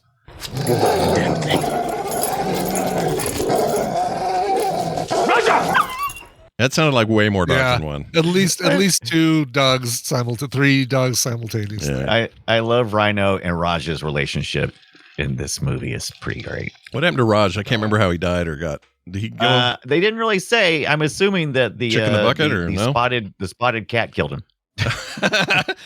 I think he may be our chick in the bucket. Grab a bucket. He never really had a demise as a henchman. So I don't know what happened to him. Want to know why they call him the Rhino? Don't you want to know why they call me the Rhino? Hey, watch me do this thing with my colostomy hole. You will see. No one talks like that. He's got an accent. So he's faking an accent from someplace. I don't know where it's supposed to be. Right. But he's from here. He has a name like he's from the place he's doing the voice from, but he was born in Boston and lived in the States. Can you imagine how boring his podcast would be? That is why it is so great, because that's the idea. He's a terrible bore, right? I love that. Yeah. We're getting to the end of my show. Now let me show you again why they call me the Rhino. Russell Crowe even calls him out on their safari by saying that he's stalking him with his boar. With that haircut he had back in the day. Yeah. It was so bad. Leaving my feedback again, brought to you by Purple Mattress. Purple Mattress, make sure. Everyone, welcome to episode 10 of Would You Like to See Why I'm Called Rhino? Brought to you by Squarespace. You guys are speaking so much faster than him. I know, we really are. Because that's how impressive it is. We can't even do it. Yeah, we can't even do it. Plus, we care about our listeners, unlike the Rhino podcast. No, the Rhino podcast doesn't give a shit. Check this out. This is what a guy says when he walks into an orgy. Which one of you is going to be my partner? Okay, good luck. Good luck with that. Oh my God. He was always asking that too. Like, he was always trying to look for a partner. Nobody would. He just didn't have any friends. I think this is just like one of those stories of a guy who could not make friends. And now he's the only friend he had was Tom Reed, who obviously loved him, the character Bert, and just always showing up and going, hey, boss. Hey, boss. He was never not there. Here he is making a noise because he's mad that he got away. So here you go. He wasn't even in Rhino mode. That was such a nice little ad It's really to that weird. character, Just I thought. he wasn't turning into Rhino, so he wasn't in pain. He just making shitty noises. It's really weird. Yeah. All right, this scared the shit out of me. You scared the shit out of me. Just kidding, not me. That guy. He got scared. I like that line. Here's her acting again. Again, I just make sure I say it. It's not her. It's the material. Here you go. Everything's fine. He's a client. What the hell, Sergey? Okay. It's just not. It just isn't selling. It's bad. It's bad. Yeah. All right. And you're not wrong to call it out. It's bad. Yeah, I just want to call it out. Her acting in this film is bad. Yeah. The accent flopping around for our main character here a little bit. You let him die, his blood is on your hands. Oh, the British was sneaking in there. Yeah. I love I his hear sleepy voice. Give me your sleepy voice. Come on. Yeah. So much vocal fry. Yeah, he fell asleep with a cigarette in his mouth. Right. This next clip, I'm sad I didn't put a fart noise in, and you'll see why, but I should have. Here you go. Sergey, what are you... Shit. Should have had a fart. That would have been perfect. Yeah, a juicy one too would have been perfect. Just right in the middle there. I didn't do it. I don't know why I didn't do it. Oh, geez. Too easy. You don't take the low-hanging fruit. No. Unless it's ripe and ready to eat. I'll do that. Yeah. Here's this is him. We heard it already, but I'll play it again. Like a rhino. It's pretty fun. Pretty fun. It is fun. Yeah, I like that guy. All right. He also this is one of my favorite lines from him. So in this podcast we've made up with this guy, he would say a line like this. Will your trick still work when I remove your eyeballs from your head? And now let's take a break. And we'll talk about audiobooks over at audiothing.com. We'll be right back. All right, here's your final one. This is, I'm leaving an F-bomb in. I never do this, but I'm doing it today for two reasons. One, Brian already did one earlier, so we've already broken the fourth wall. Sorry. Go. Yeah. No, it's good because you primed the pump here. I primed the pump. I basically ripped that Band-Aid off early so we could do it again. So I'm warning anyone out there who's super sensitive to this. You want to skip ahead, go ahead. But it's just funnier because of the way she says it if I don't bleep it. So this is after she shoots the foreigner in the head. And this is her chance at a one-liner, Schwarzenegger style. Okay. And I just had to keep the up-bomb in. Here we go. 3, motherfucker. There's something about the way she says it at the end. You sure that clip wasn't from West Side Story? Yeah. I think that was a different movie. It sounds like Laszlo on. It sounds like Bat Barry to me. Yeah. Oh. So the way he says it at the end, I'll play it again, so everybody know I'm playing it again. Here we go. 3, motherfucker. Something about it. What are you doing now? You know how he does that thing at the end of words? It's like that. Anyway, good stuff. Let's move on now to what we call the checklist.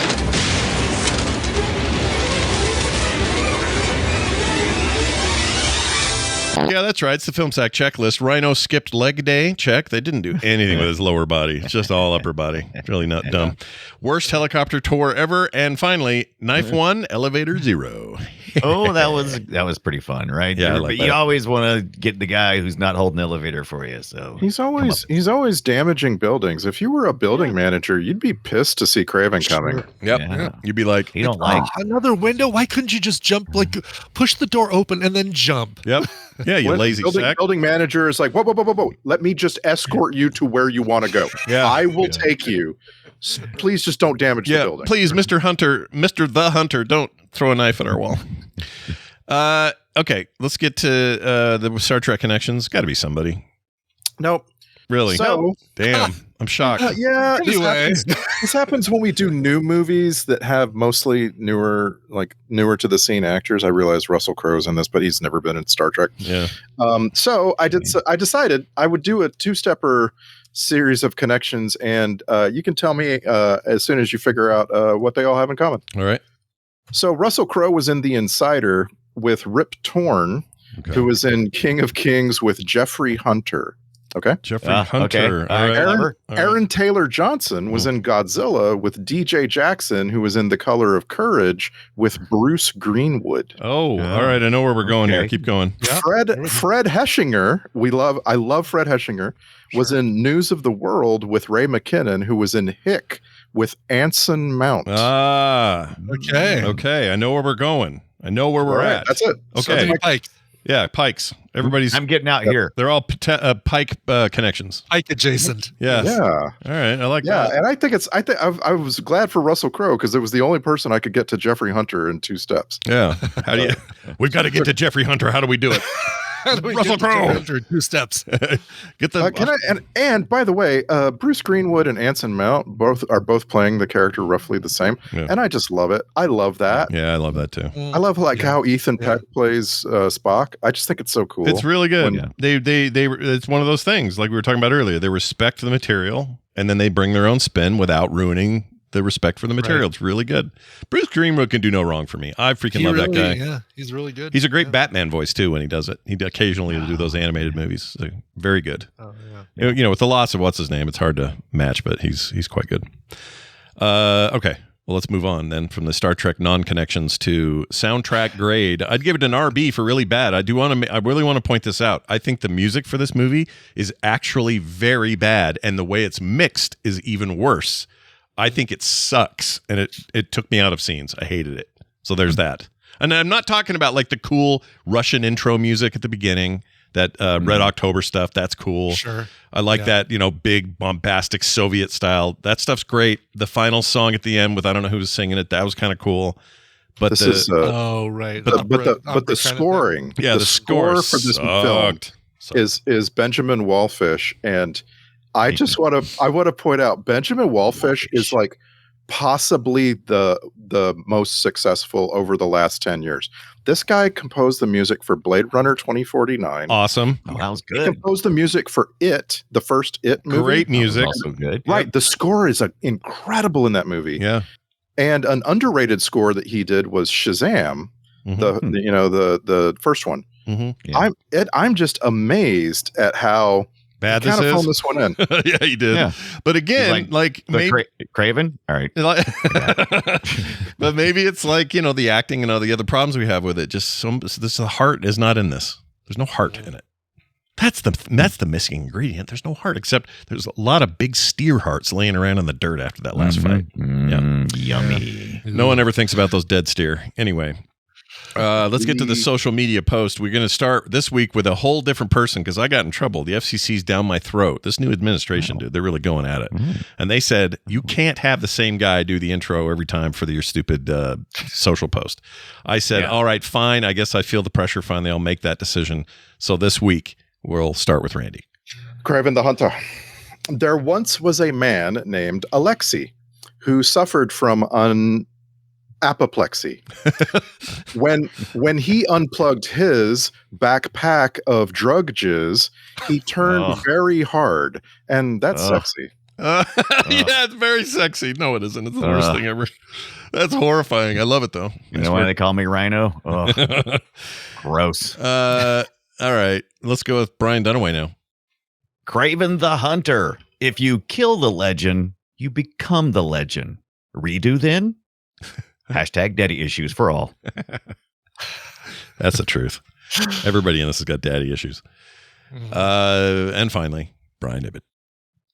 Kraven the Hunter. Yet another Spider-Verse movie that lacks the one thing that Sony doesn't have access to. Quality. Oh, man. Brutal. I love it, though. Rip. Take that, Sony. All right. Well done, everybody. Now time for the alternate titles. Just hand it to me. Kiss Ass has daddy issues with Zeus/Jor-El. Okay, cool. That was too long, though. That's fun, though. It was too long. They just couldn't do it. So they almost went with the Beef Steer Whisperer, and they didn't go with that either. Are you looking at me? He did kind of a little bit of a De Niro vibe there when he was staring him down. All right, Stallone. Imagine if Stallone had played the Rhino. Oh, yeah. I realize he was in Suicide Squad, but just imagine. Are you okay?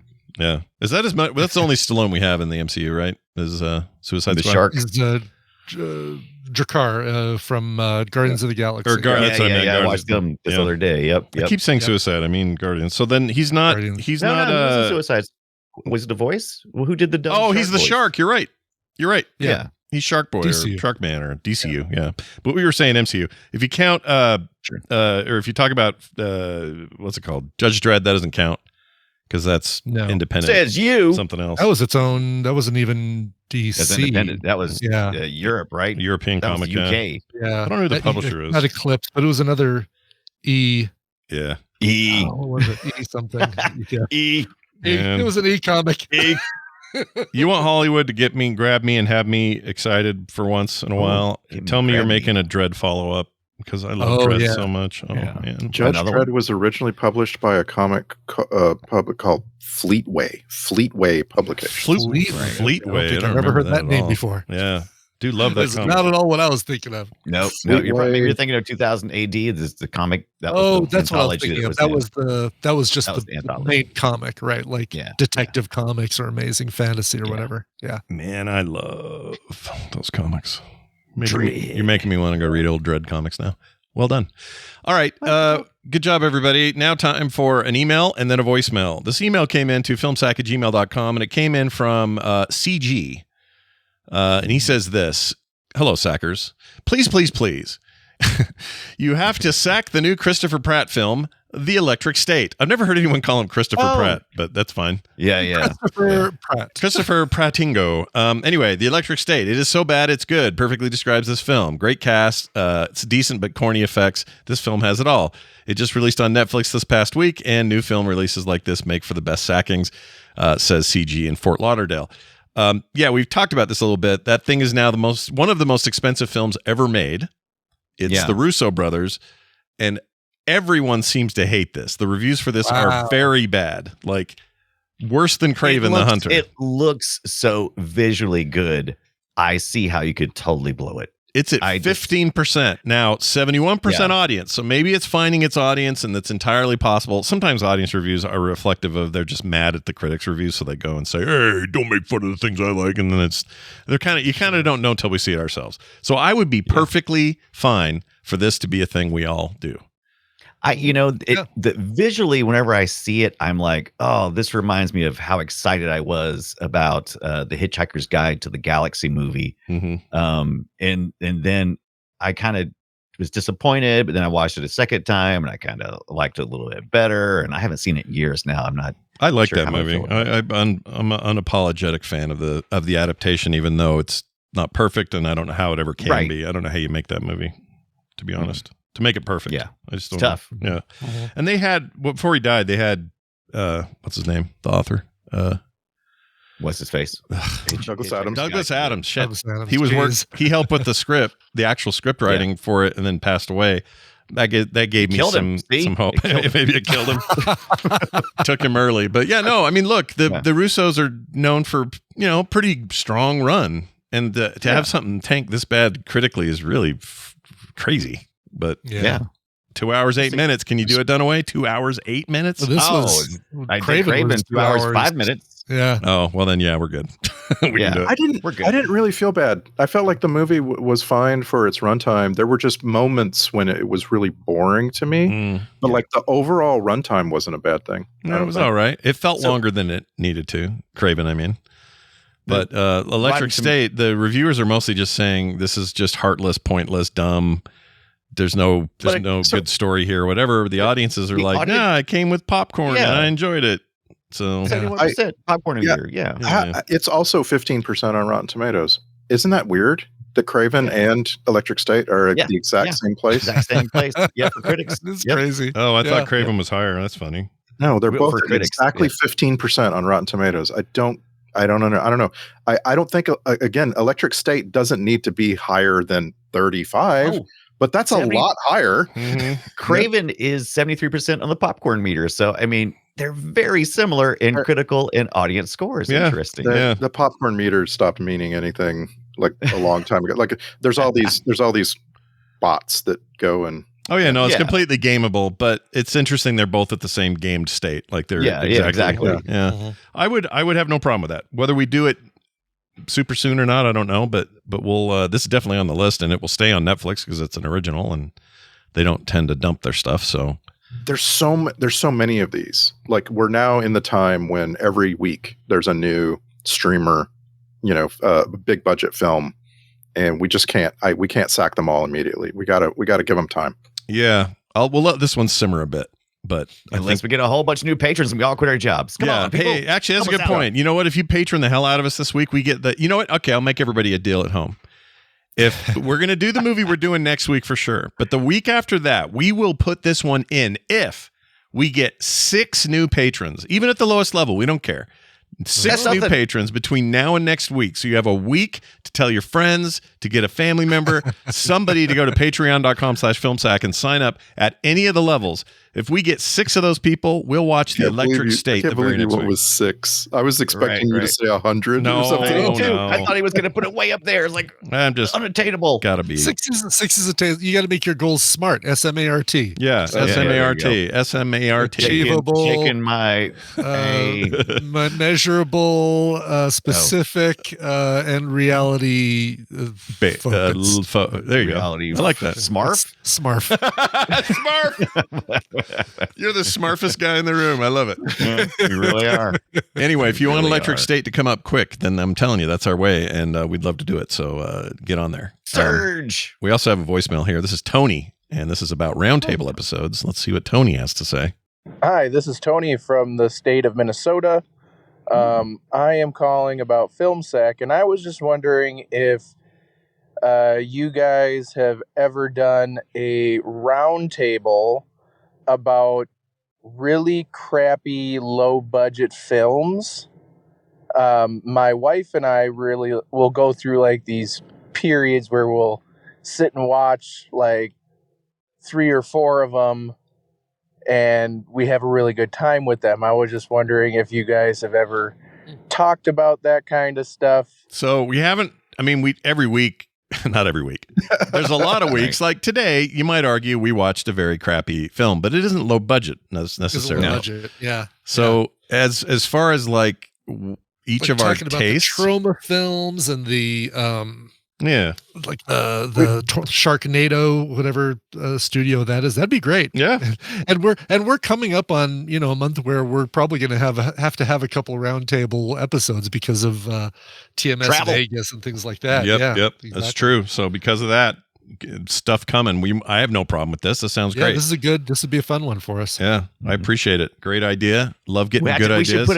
We should put a limit on it. Like what is low? Anything under $1 million? Low budget? Yeah, it's a good idea. What's the point? Yeah. Otherwise, the question. I think the question has to be centered around the low budget versus output, right? Right. And then what are we willing to sort of stomach as individuals and as a group? And what can you get away with that stuff? And really, honestly, why do certain ones of those like Toxic Avenger? Why do those rise through everything and become cultural icons of the sort and that sort of thing? It's interesting discussion. There's a Discord thread that I started some time ago, at least like 9 months ago, and it's titled something like "The Worst Films We Ever Sacked." Mm-hmm. And my goal was to just get a list, like crowdsourcing. Hey, what are the worst films as far as you're concerned, and as far as we can see with ratings and this kind of thing. And it's a fascinating discussion to me. I'm really, really interested in that bottom of the barrel. And Rotten Tomatoes has their bottom 100. Mm-hmm. And I think it would be really interesting for us to do that, to just take the Rotten Tomatoes bottom 100 and say, now for each of the 4 of us, what are the films in here that you've seen and you can talk about? Yeah. Not necessarily recommend, like 0% is pretty unrecommendable, but like, what have you seen? What did you think? What's there to talk about? Yeah, that'd be fun. I like that too. Mm-hmm. So watch for more of that coming soon. And like Brian said, we are definitely heading toward an April and May with some goofy dates. So for sure, we'll have that come up soon. No, woo! That's what you have to do. Is that? Yeah. You want to send us voicemails like that when you can? Voicecast.app/filmsack. That's voicecast.app/filmsack. You can also send text there if you'd like, and of course the email address is always there, filmsack@gmail.com. Our next movie. Before I do that, how about some new patrons? Speaking of patrons, so we got one new guy this week. Hopefully next week 6 or more. That's the plan, right? Mm-hmm. Electric State is counting on us. The Russos are counting on us. Christopher Pratt is counting on us. That's right. What is Christopher Pratt going to do if we don't belly up and make this difference? Yeah. They're counting on you. It's up to you That's right. To prevent forest fires and to get us across the line. That's right. And if you're going to do that, be like John R. Bates, who just joined us. And he's getting no commercials or ads. He's getting pre-show content every week. He's getting monthly host episodes and other cool benefits, including art in the mail if you so desire. Lots of reasons to join and, quite frankly, none not to. So get over there today and do it. Patreon.com/filmsack. And let's see if you can be one of the 6 that gets us that movie in the next week. Okay? Okay. But our next movie is going to be Fish Called Wanda. Yes, thank you. Oh, that's right. Is it still? I wonder if Kraven pulled that out. Dramatic pause. Are they still? Is still where we saw it, or it's still wherever it was streaming? Hasn't moved. Yes, it's on Amazon Prime. I'm begging you, if you can hear my voice, go watch A Fish Called Wanda as soon as possible. Yeah. It's on a bunch of things, and it's getting dropped from all of them at the end of March. Oh no! Our next episode will be house, so we can watch it on VHS. Yeah, sure. I like that. Yeah. Okay.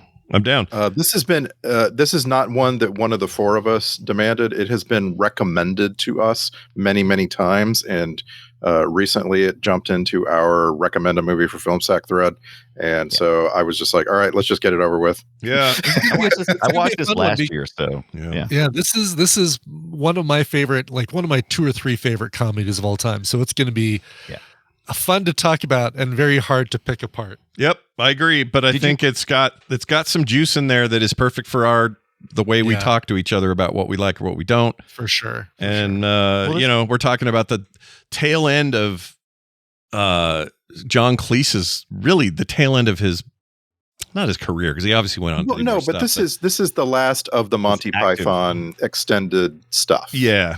Yeah, that's a good way of putting it. And they really, and you could say that follow up to this film, which was about lemurs or something. It was a zoo. Yeah. It was a zoo, and it sucked ass. Lemur called freaking terrible. Fish. That was a movie. That was a movie called Shit. Is what that was called. It was, yes. Really disappointing compared to this, but man, Fish Called Wanda, all-time classic. We'll be talking about that next week, and get it wherever you can get it. Prime's where I saw it, but as Randy said, it is in other places. So, does this open up any possibility for Dirty Rotten Scoundrels? Hell yeah. Hell yeah. Yeah, I would do that. Okay. Right. Absolutely. There's a kind of comedy that works. Heartbeat. Same year. Yeah, I would do that. I love that movie too. I do too. Yeah. I did love that movie. Do I still love it? I don't know. Ruprecht. Can I go to the bathroom? Freaking Ruprecht is the best character Steve Martin ever faked out. I loved it. Yeah. I want an entire Ruprecht movie. So good. Anyway, that'll be us. That'll be next week. Filmsack.com for all your needs. In the meantime, go leave us a review wherever you get your shows, though. That also helps us with our little audio program here. That's going to do it for us, for me, for Brian, and for Randy. You don't get to do that to me anymore. We'll see you next time.